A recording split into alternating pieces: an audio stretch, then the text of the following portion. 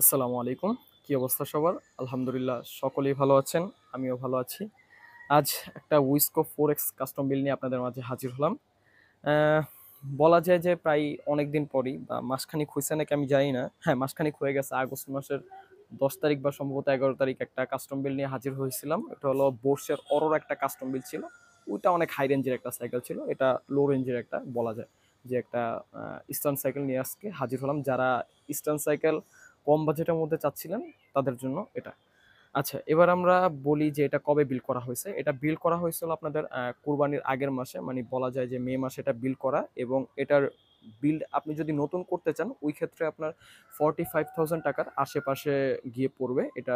ঠিক আছে? এবং আহ, আশা করি নতুন বানানো থেকে আমি মনে করি যে আমার আমার এই প্রোডাক্টটা দেখতে পারেন চাইলে, কেননা আশা করি অনেকটা নতুন আছে এবং সবকিছু পার্টস এখনো কোনো স্ক্র্যাচ নাই বডিতে, এতটা ফ্রেশ। ঠিক আছে? এটা আপনারা যত পর্যন্ত ছবি না দেখবেন, ঠিক আছে, তত পর্যন্ত বুঝতে পারবেন না যে এটা কি রকম ফ্রেশ আছে এই সাইকেলটা। আচ্ছা, এবার আমরা স্পেসিফিকেশন বা ডিটেলসে চলে যাই।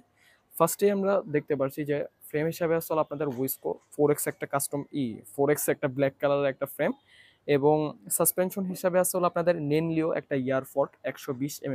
আচ্ছা, এবার এবার আমরা গ্রুপ সেটের দিকে চলে যাই। গ্রুপ সেটে কি কি আছে? ফার্স্টের দেখতে পাচ্ছি যে আমরা ব্রেক হিসাবে আসলে আপনাদের শিমানো MT200 ওয়ান পেয়ার ব্রেক লাগানো আছে, এবং শিফটার হিসেবে আসলে আপনাদের শিমানো 8 স্পিডের একটা শিফটার M315 ইন্দোনেশিয়া একটা শিফটার লাগানো আছে।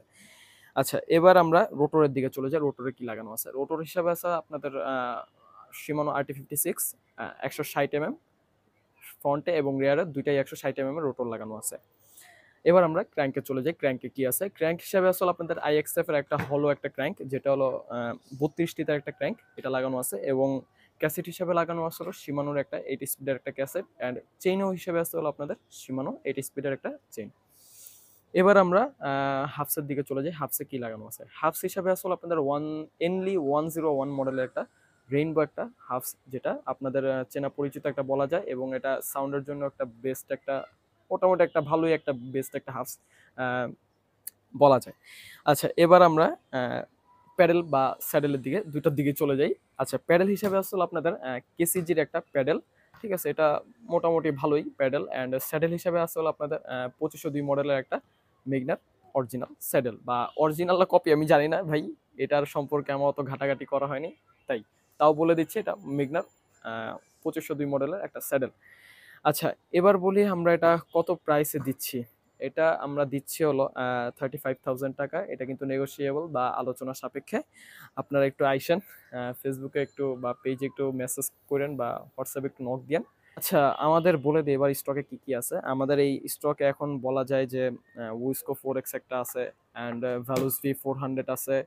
ওইটা ওইটাও চাইলে নিতে পারেন।